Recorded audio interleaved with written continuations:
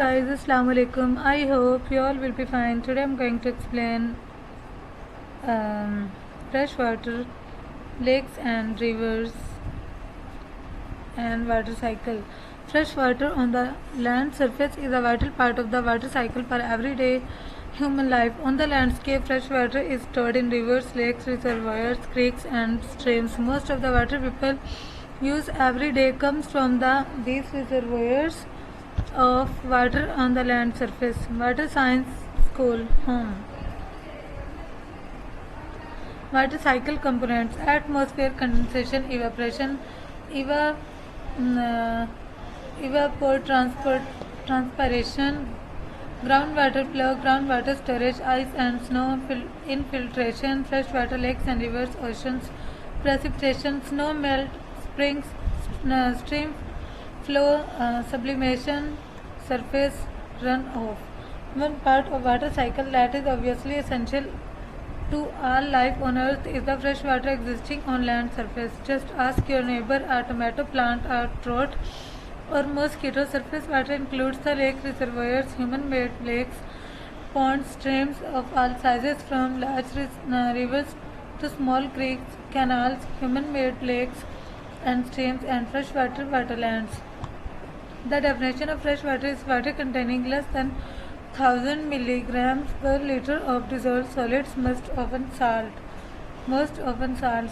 As a part of water cycle, Earth's surface water bodies are generally thought of as renewable resources, although they are very dependent on other parts of water cycle. The amount of water in rivers and lakes is always changing due to inflows and outflows. Inflows to those water bodies will be precipitation, avalanche, runoff, groundwater seepage, and tributary inflows. Outflows from lakes and rivers include evaporation, movement of water into groundwater, and withdrawals by people. So, the amount of application of surface water changes over time and space, whether naturally or with human help. During the last ice age, with glaciers and snow packs covered much more land surface than today, life on Earth and to adopt to different hydrologic conditions than those which took place both before and after, and the layout of the landscape was different before and after the last ice age, which influenced the topographical layout of many surface water bodies today. Glaciers are what made the Great Lakes not only great but also such a huge storehouse of fresh water. Surface water keeps life going. Water on the land surface really does sustain life, and this is as true today as it is millions of years ago. Dinosaurs likely gathered at the local watering hole 100 million years ago, just as antelopes in Africa today. And since groundwater is supplied by the downward uh, percolation of surface water, even aquifers are happy for water on the earth's surface. You might think that fish living in the saline oceans are not affected by fresh water, but without fresh water to replenish the oceans, they would eventually evaporate and become too saline for even the fish to survive. As we said, everybody and every living thing congregates and lives where they can gain access to water, especially fresh water. Just ask the billions of people living on Earth. Here's satellite picture of the world at night. The most obvious thing you can see is that people live near the coasts, which of course is where water,